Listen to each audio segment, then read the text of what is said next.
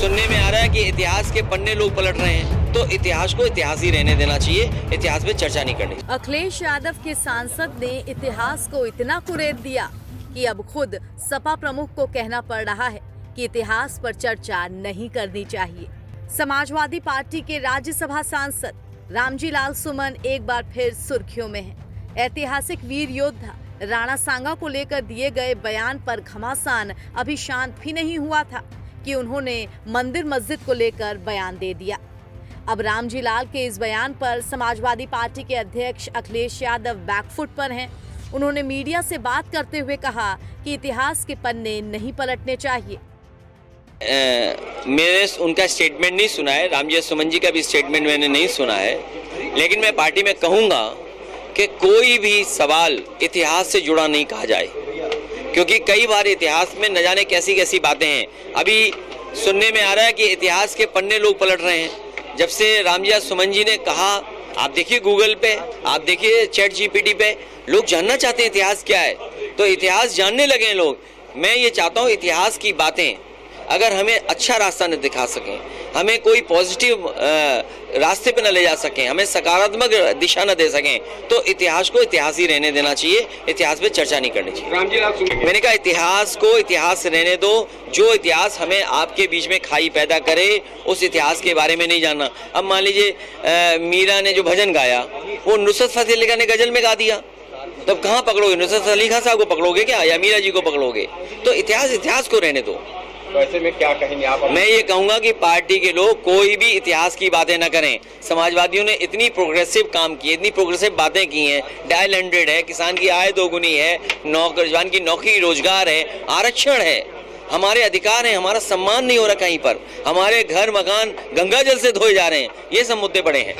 दरअसल आगरा में अंबेडकर जयंती पर सपा कार्यालय में एक कार्यक्रम आयोजित किया गया था और यहीं पर सपा के राज्यसभा सांसद रामजी लाल सुमन ने इस बार हर मंदिर के नीचे बौद्ध मठ होने का बेतुका सा बयान दे डाला था। हम कुछ नहीं कहना चाहेंगे, तो हम तो सामाजिक सद्भाव के पक्षधर हैं।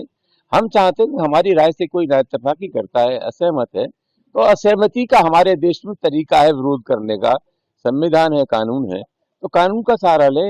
हिंसा तबाही देती है, हिंसक वातावरण बनना किसी भी कीमत पर ठीक नहीं है।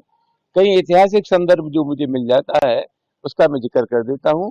19 तारीख को समाजवादी पार्टी के राष्ट्रीय अध्यक्ष श्री अखिलेश यादव जी हमारे यहाँ आएंगे, उनसे बातचीत करके भविष्य की रणनीति तय की जाएगी। जहां तक संघर्ष का सवाल है, राजनीतिक पार्टियों में वैचारिक संघर्ष होता है, तोप और तलवार का संघर्ष नहीं होता। हमारे आदर्श गांधी, लोहिया और जयप्रकाश जी है, हमारा अहिंसा में पूरा विश्वास है, तो भविष्य की रणनीति बना करके अहिंसक तरीके से आंदोलन होगा, यही मेरा मकसद था। जिन्होंने बयान दिया उनसे बात करो यार, मुझसे क्यों पूछ रहे हो? मेरी बात मुझसे करो।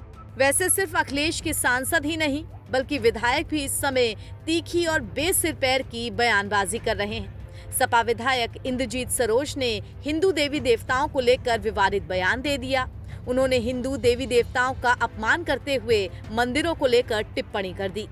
मंदिरों की ताकत पर हमने जो कहा था कि जो है 712 ईस्वी में मोहम्मद बिन कासिम इस देश में आए, जो विदेशी आक्रांता थे, अरब से चलकर आए थे और यहाँ लूट के चले गए। मोहम्मद बिन महमूद गजनबी आए, अफगानिस्तान से चल के आए और सोमनाथ मंदिर में उन्होंने 17 बार आक्रमण करके लूट कर चले गए जो है।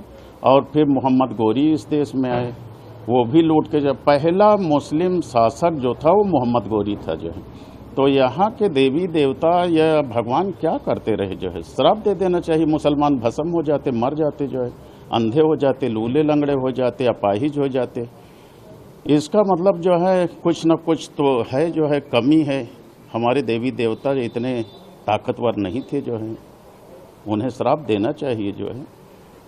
हमारे भगवान दलित पिछड़े पीडीए के लोगों के तो डॉक्टर अंबेडकर हैं और हमारे पीडीए के लोगों को डॉक्टर अंबेडकर को ही मानना चाहिए। वैसे सपा नेताओं के बयान को देखते हुए लग रहा है कि जिस तरह की बयानबाजी सपा सांसद और विधायक कर रहे हैं उसे सपा प्रमुख मुश्किल से संभाल पा रहे हैं। तभी उन्होंने फिलहाल इतिहास को न पलटने की ही सलाह दे डाली। एनबीटी ऑनलाइन की रिपोर्ट।